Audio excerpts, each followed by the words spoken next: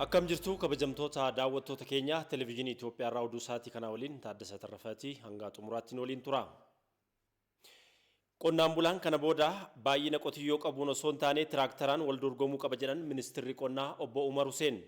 Mootummaan naannoo Oromiyaa marsaa arfaffaaf tiraaktaroota 950 qonnaan bultootaa fi dargaggoota waldaan gurmaaniif kennee jira. Guddataa Jamaa dabalata qaba. Mootummaan naannoo Oromiyaa marsaa arfaffaaf tiraaktaroota 950 qonnaan bultoota fi dargaggoota waldaan gurmaaniif kenneera. Tiraaktaroonni kunneenis dhaabbata oomishaa fi suphaa meeshaalee qonnaa keenyaa jedhamuun magaala Shaashamanneetti kanneen oomishamanidha. Tiraaktaroota dhiyaatan 950 keessaa 172 dargaggoota gurmaaniif yoo kennamu kan hafe ammoo qonnaan bultootaaf akka kenname himameera. Sadarkaa pirezidaantii itti aanatti qindeessaan kilaastara misooma baadiyyaa fi walitti qabaan boordii dhaabbata keenyaa Dr. Girmaa Amantee oomishaa fi oomishtummaa qonnaan bulaa guddisuu fi qonnaa ammayyeessuuf mootummaan naannoo Oromiyaa ciminaan hojjechaa jira jedhan. Seektarri qonnaa xiyyeeffannoo kana dura argatee hin beekne argatee jira. Mootummaan naannoo Oromiyaas tarkaanfiiwwan jijjiirama bu'uuraa seektara qonnaaf baadiyyaa 15 qopheessuun qonna ammayyeessuudhaan badhaadhina maartii mirkaneessuudhaaf hojjechaa jira. Tarkaanfiiwwan bu'uuraa gama kanaan fudhataman keessaa ijoon meeshaalee mekanaayizeeshinii qonnaaf jallisii qaraxa irraa bilisa karaa ta'een akka galfamu taasifamuu isaati. Meeshaaleen mekanaayizeeshiniif calla guddistuu adda addaa qonnaan bulaa keenya karaa guutuu ta'een akka fayyadamuu danda'uufis sirni faayinaansii baadiyyaa akka fooyya'u ta'ee jira. Dargaggoonni waldaan gurmaanii fi qonnaan bultootni carraa kana argatan akka gammadanii fi carraan kunis oomishtummaa dabaluuf kan isaan gargaaru ta'uu himaniiru. Waltajjii kanarratti aangaa'onni federaalaa kan argaman yoo ta'u, hojii mootummaan naannoo Oromiyaa damee qonnaa ammayyeessuuf hojjechaa jiru kan jajjabeeffamuu qabudha jedhaniiru. ትራክተር የምትረከቡ አርሶ አደሮች ወጣቶች qonnaan bultoonni fi dargaggoonni tiraaktara fudhattan isin abdii biyyaati. Abdiin kun ammoo biyya keenya naannolee hundatti babal'achuu qaba. Biyyi keenya dinagdeen guddattee dhiibbaa biyyoota alaa jalaa ba'uu qabdi. ኢትዮጵያ በምግብ ራሷን ችላ ቀና ብላ እንድትሄድ Itoophiyaan nyaataan of dandeessee birmadummaa ishee akka kabachiifattuuf sochiin mootummaan naannoo Oromiyaa taasisaa jiru waan nama dinqisiisudha. Biiroo taa'anii osoo hin taane akkanatti qonnaan bulaa waliin hojjechuu barbaachisa. Kanaafis mootummaan naannoo Oromiyaa galateeffamuu qaba. Ministeerri Qonnaa Obbo Umar Huseen qonni baroota baay'ee dinagdee biyyaa kana baatee asiin ga'us kanaan dura xiyyeeffannoon barbaachisu damichaaf akka hin kennamne himaniiru. Kana booda qonnaan bulaan qotiyyoo hangasiin qabaa wal dorgomuu osoo hin taane tiraaktaraan wal dorgomuu qabaa jedhan. Dinagdee gara caalu qabatee yeroo dheeraadhaaf qonni haga ammaa dhufee jira. Haa ta'u malee haga himameef hin deeggaramne, haga himameef hin godhamneef, haga isarraa argannu deebifnee isaan goone. Isaan goone jechuun qonnaa fi miti nama qonna keessa jiruuf. Namni qonna keessa jiru immoo biyya keessa 80% ol ka ta'u kana dagatanii jechaan qofa dinagdee biyyaa keessa gahee qaba jedhanii haga ammaa waa irraa malu odoo hin argatin turree jirra. Kanaaf akka kiyyatti kaleessa qotiyyoo qaraa qabaan lafa tiyya inni yoo kennadheen hafaa jira. Akka durii qotiyyoo ximmaadii lama qabaarra hawwiin kiyya qonnaan bulaan tiraaktara hagam bitateetu iyyuu hawwii ta'utu irra jiraata. Meeshaaleen qonnaa ammayyaan kunneen qonnaan bultoota fi dargaggoota waldaan gurmaaniif kanneen harka 30 hanga 40 qusatanii fi kan hafe ammoo baankii waliin walitti hidhuun kan kennameef ta'uun ibsameera. Mootummaan naannoo Oromiyaa kan marsaa arfaffaa kana dabalatee hanga ammaatti tiraaktaroota 1678 fi kombaayineroota 80 qonnaan bultootaaf kenneera. Mootummaan naannoo Oromiyaa damee qonnaa ammayyeessuudhaaf tiraaktaroota 950 qonnaan bultootaa fi dargaggootaaf har'aa kenneen dabalata. Barattaanu tiraaktaroota 1000 akka dhiyeessu dubbataniiru pirezidaantiin naannoo Oromiyaa Obbo Shimallis Abdiisaa. Uummanni Itoophiyaa wabii nyaataatiin akka of danda'u, alergiin akka dabalamu, oomisha alaa galu hir'isuu fi hojiin damee qonnaa hanga ammaatti hojjetame jajjabeessaa ta'uu dubbataniiru pirezidaanti Shimallis. Hunda dura hundi keessanuu baga gammaddan baga wajjin hin gammadan jechuun barbaada. Keessattuu qonnaan buloonni keenya waggaa 9 darbe jijjiirama kana keessatti dhimmoota hin danda'aman jedhaman dhimmoota yoomiyyuu raawwatamuu hin danda'u dhimmoota jedhaman dhimmoota akka abjuutti ilaalamaa turan dhimmoota qonnaan bulaa keenya irraa fagoo turan biyya keenya Itoophiyaa irraa fagoo turan halkanii guyyaa hojjettanii hojiitti hiiktanii boqoo keenya waan ollu qabdaniif nama waan nu gootaniif guddaa galatoomaa ulfaadhaa isiniin jechuun barbaada. Imalli jijjiiramaa seektara qonnaa keessatti akka naannoo keenyatti jalqabame waan jenne gochuudhaan guyyaarraa guyyaatti injifannoo irraa kara injifannootti ce'aa jira. Kun immoo ergamoota gurguddaa afur milkeessaa jira. Tokkoffaa uummata naannoon keenyaa akka wabii nyaataatiin of danda'u gochuudha. Kun mirkanaa'aa jira. Lammaffaa alergee dabaluudha. Gochaa qabatamaadhaan alergee dabaltanii jirtu waggaa lamaan kana. Sadaffaa oomisha alaa galu bakka buusuudha.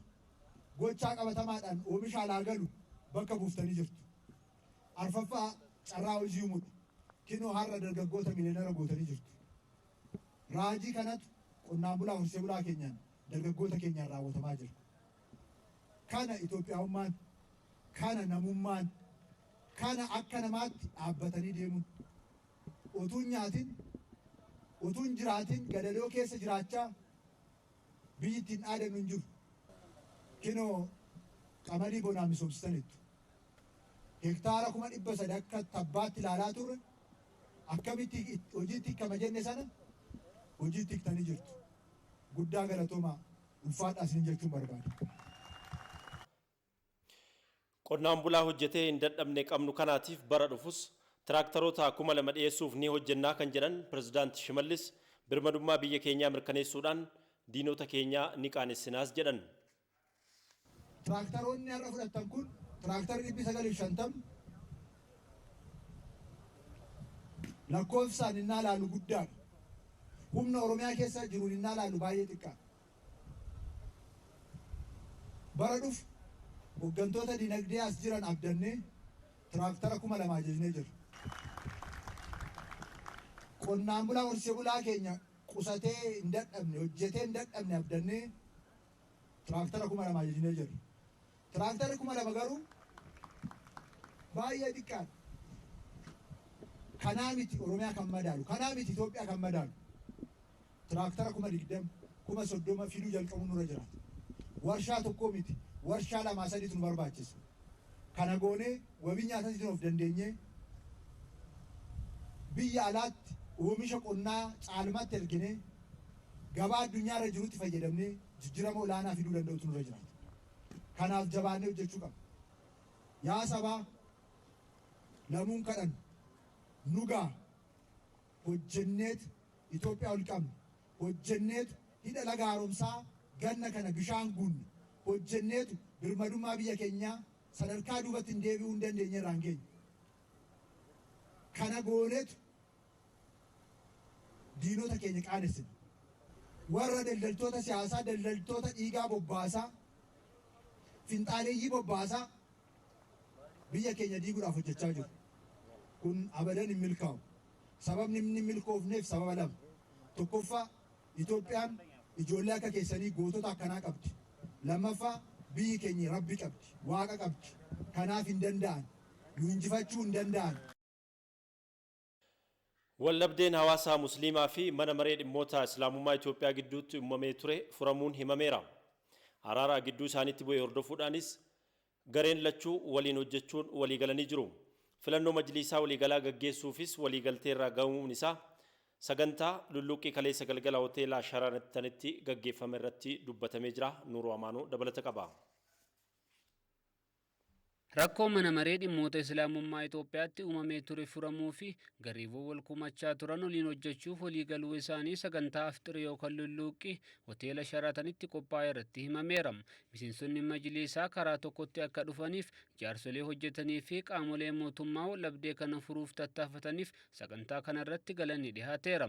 Bakka bu'aa jaarsolee biyyaa kan ta'an Haajii Isaa Sheek Umar filannoon majlisaa fuulduratti geggeeffamu naga qabeessa akka ta'uuf hawaasni musliimaa ga'ee ሳባችሁ ቀበጀለኒሩ መጅልሳችን መሀል የተደረገው ስምምነት waliigalteen majliisa keenya gidduutti akka uumamu tokkummaa isaanii akka duraanitti akka deebisanii fi ummata musliimaa tokkummaan akka hoogganan warreen carraaqii godhan jaarsolii biyyaaf nageenyaa fi kabaja koo dhiyeessuufin barbaada. Hawaasa musliimaarraa keessattuu ulaamotarraa kan argamu filannoo dhufu karaa nagaatiin irratti hirmaachuudha. Gama kanaan carraaqii akka goonu waamicha koon dhiyeessa. Gorsa addaa pirezidaantii mana maree dhimmoota islaamummaa Finfinnee kan ta'an obbo Abdul Fattah Naasir sagantaan lulluuqee waliinii kun irra deebiin tokkummaa cimsuuf kan geggeeffame ta'uu himaniiru.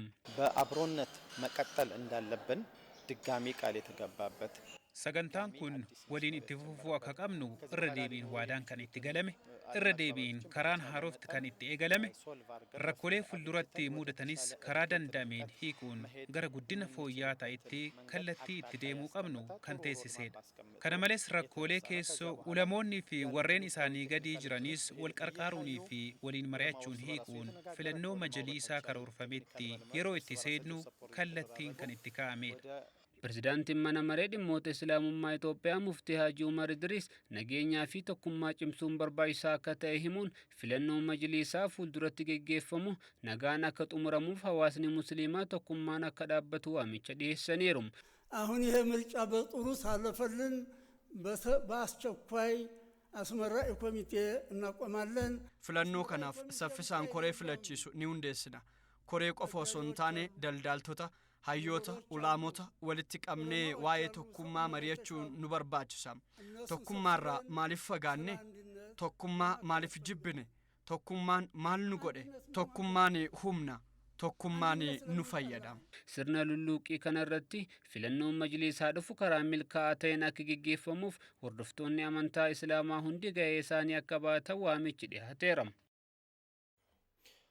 Tibbana manni maree bakka bu'oota uummataa adda bilisa baasaa uummata Tigraay fi shanee shororkeessummaadhaan moggaasuun isaa ni yaadatama. Dhimma kanarratti TV waliin turtii kan taasisan ogeessi seeraa obbo Wandimmoo Ibsaa seenaa shororkeessummaa addunyaa keessatti qaamoleen gochaa badii raawwatan gara jabummaa olaanaadhaan waan qabaniif seerri isaan gaafachiisu bahuun dirqamaa jedhan. Alqaayida irraa Osama bin Laden irraa ICC federaalaa Amerikaa mancaase fulbaana sagal tokko kan jedhamu san maalidha shororkeessaan kun afaan Oromootiin ijibaachistoota ijibaachistoota jechuun kun falfaltoota jettiin Oromoon. Namni waan namni jedhe didu namni nagaa uummataa booressu fedha kamiifuu kaayoo kamiifuu kaayoon kamuu fedhiin kamuu hawwiin kamuu fedha uummataa afur dhaabachuu qabu. Gaa shororkeessitoon kun kan beekamullee kan hin beekamnellee caalmatti gochaan beekamu. Miseensuma amantaa tokkoo ta'anii yoo waan inni jedhe inni dide miseensa sana ajjeesu. Musliima ta'e musliima fixaa. Kiristaana kiristaana fixaa. Kun egaa haadha ajjeesaa, abbaa ajjeesaa, daa'ima ajjeesaa, dubartii ulfaa ajjeesaa, nama karaa deemu ajjeesaa, qeesii ajjeesaa, sheekii ajjeesaa, abbaa gadaa ajjeesaa. Nama konkolaataan xayyaaraan tasaaffaree deemu ajjeesaa. Nama siyaasaa waliin qabanne nama kaayoo isaa irratti giraamii takka dabaluu hin dandeenye. Giraamii takka buusuu hin dandeenye. Kaayoo siyaasa isaatiif kaayoo aangoo isaa bakkaan gahachuudhaaf badii akkanaa kana geessan. Itoophiyaatti gochaan lubbuu namaa balleessuu fi biyyattiitti hookkaraa uumuu babal'achaa waan dhufeefis qaamoleen isaan deeggaranis ta'e warreen gocha kanarratti kallattiin hirmaatan to'achuudhaaf tarkaanfiin akkanaa barbaachisaa ta'uu obbo Wandimmuun ibsaniiru. Shaneen eenyu yoo jette sitti miira seera qabeessa qofa ta'uu hin qabu. Osama bin Laden fa'aa gareen isaanii addunyaa kana baxabbaxaa turan hin beekamani. Gochaa hin beekaman. Gochaan eentu beeka? Uummatatu himataa be. Abbootii du'eetu himataa be. Ijoolleetu himataa be. Jaartitu himataa be. Eentu akkana yoo si godhe jedhan eebatu akkana na godhe jedha. Wal beeka namni kun. Kan wal fixaa ture saba tokkoof warra amantaa tokko hordofu. Oromootu Oromoo fixaa jira. Amaaratu Amaara fixaa jira. Tigreetu Tigree fixaa jira. Saba biraattu akkas wal fixaa jira. Paartii biraa waamne adda baaseera. Oneeg shaneen jenne labsiin. Kat seera jechuun black and white yetti faranjiin adiif gurraacha adda baasee himu. Wanti oonegin asit dabalamuuf hin jiru. Wanti dhaabni biraa asit dabalamuuf hin jiru. Akkasiin jedhe san garuu namni horii awulijaanaa hate. Ofumaan dudubbataa taate shalee jechuun ana namni jedhu yoo jiraate tisoo qidda akka dhakaa taate ragaan sitti baate. Raawwii seeraa kana keessatti qaamoleen kanaan dura harka kennatan hin hammatamne kan jedhan obbo Wandimmuun raawwii isaa irrattis of eeggannoon adeemamuu barbaachisaadha jedhan. Maal seete tokkoffaa labsiin tokko guyyaa bahirraa of dura hojjeta malee of duuba hojjeta. Kaleessi 28 mi? Elba 28 dura yakki uumame muluun shororkeessi labsii kanaan hin hammatamuu qabu. Hammatamullee sirrii muti. Warri amma TPLF harkas kennatee booji'amee illee mana sirreessaa jiru himannaa tanaan dura itti saaqame.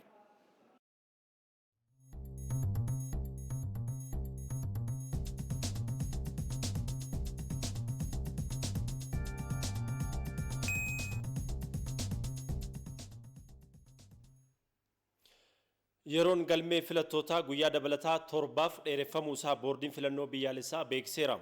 Haaluma kanaan naannoleen Affaarii fi Sumaaleen alatti naannolee fi bulchiinsonni magaalaa galmeen filattootaa har'aa eebila 29 bara 2013 xumurame galmeen filannoo hanga caamsaa 6 bara 2013 akka itti fufu murteeffamuu isaa boordichi ifoomseera.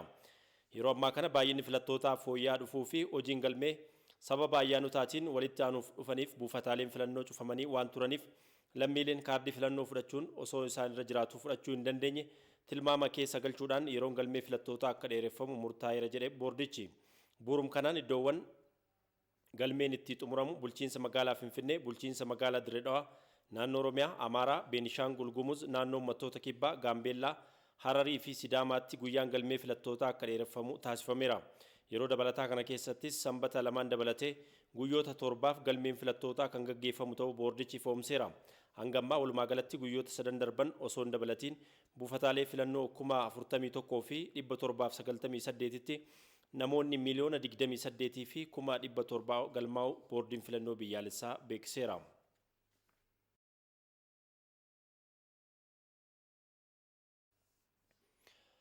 Filannoo marsaa jaaffaa nagaadhaan eegalamee nagaadhaan akka xumuramuuf gahee isaanii kan bahatan ta'uu jiraattonni bulchiinsa magaalaa Buraayyuu ETV'n haasofsiise dubbataniiru. Abaayyoo Kafanii yaada isaanii qindeesseera. Filannootti dargaggoonni keenya haala naga qabeessaan haala iccitiidhaan haala boordiin filannoo eeyyamuun bakka bu'oota isaanii filachuu qabu jechuudha. Kanarraa kan hafe dargaggoonni hokkora kaasuun oduulee sobaa raabsuun akkasumas meeshaa boordii filannootiif qofa eeyyaman kanneen akka waraqaa filannoo waraqaalee lagaa kaadhimamtootaa fi kanneen kana fakkaatan sobaan maxxansuu hawaasa keessa raabsuun seeraan kan nama adabsiisuu fi keewwata heera biyyattii keessatti kan tarreeffame ta'uu leenjii keenya irratti caqasnee jirra. Jeequmsi waa'ee filannootiin ilaalchisee ka'uu hin qabu. Lubbuun dargaggoo tokkoo waa'ee filannootiin darbuu hin qabu. Filannoon mootummaan kan hundaa'u kaardii fi kaardii qofaadha. Carraan dargaggoonni keenya qaban kaardii isaanii fudhatanii filachuudha malee jeequmsa uumuun irraan eegamu lubbuu isaanii kennuun aarsaan barbaachine kaffaluun hin barbaachisu. Gaafinoo jiraate dhaabbileen dhaabbatanii jiru manni murtii walaba ta'e. Mirchaa filannoodhaan booda mana murtii walaba sanitti gaafii dhiyeeffatu malee jeequmsa uumuun konkuma ciruma hin danda'amu jechuudha. Dargaggoon keenya filannoo bara baraa kana keessatti nagaa fiduudhaaf qophaa'ummaa inni qabu qophaa'ummaa gaariidha. Akka magaalaa Buraayyuutti jechaadha. Keessumaati sadarkaa gandarraa jalqabee hanga sadarkaa magaalaatti tokkummaadhaan hojjechuu keessatti nagaa fiduudhaaf haqa qabeessa fiduudhaaf akkaataa inni itti qophaa'ee jiru akkaataa inni itti walitti hidhamiisaatiin hojjechaa jiru baay'ee bareedaadha jechaadha.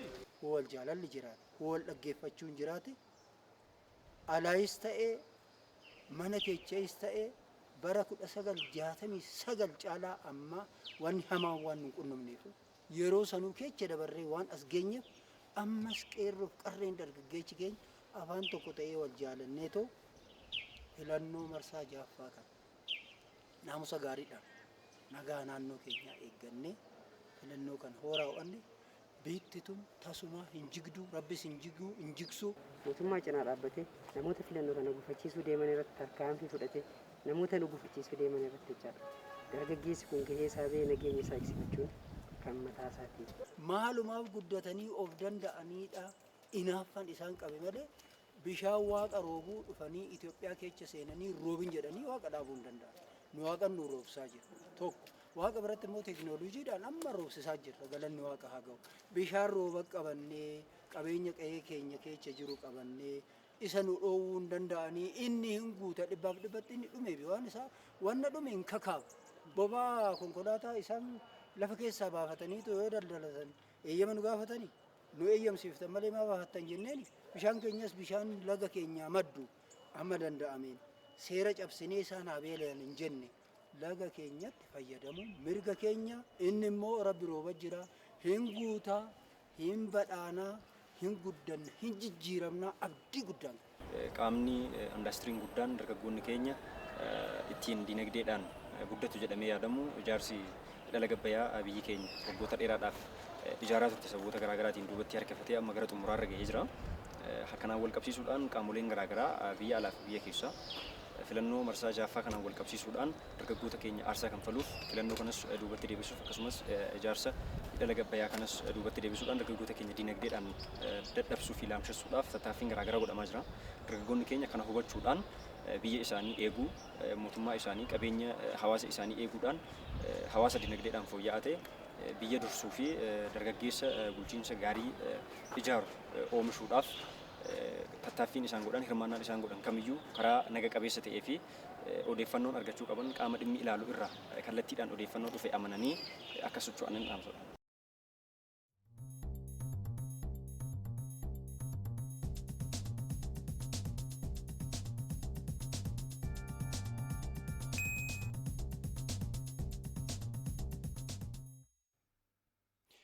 Biyyoonni yaa laga Abbayyaa qabeenya uumamaa waliin fayyadamuun haala danda'amu irratti mari'atan. Biyyoonni kunniin marii kanaan qabeenya uumamaa irratti waliin fayyadamuun haala danda'amu irratti wal hubannaa fi waliigaltee haala ga'uun danda'amu irratti xiyyeeffachuun yaada wal jijjiiruu isaanii Ministeerri Bishaan Jallisii fi Enerjii Dr. Injiinar Silashii Baqqalaa beeksisaniiru. Ministerichi ibsaarra kennaniin sirni cufiinsaa fooramii misooma biyyoota yaa Abbayyaa jaaffaan Finfinneetti taa'amuu himaniiru. Fooramiin misooma jaaffaa yaa laga Abbayyaa kunis eegumsa naannoo haala qabeenya bishaanii daangaa ce'anii waliin itti fayyadamuu fi misoomuun danda'amu akkasumas jijjiirama haala qilleensaa irratti xiyyeeffachuun gaggeeffamuusaa Dr. Injiinar Silashii ibsaniiru.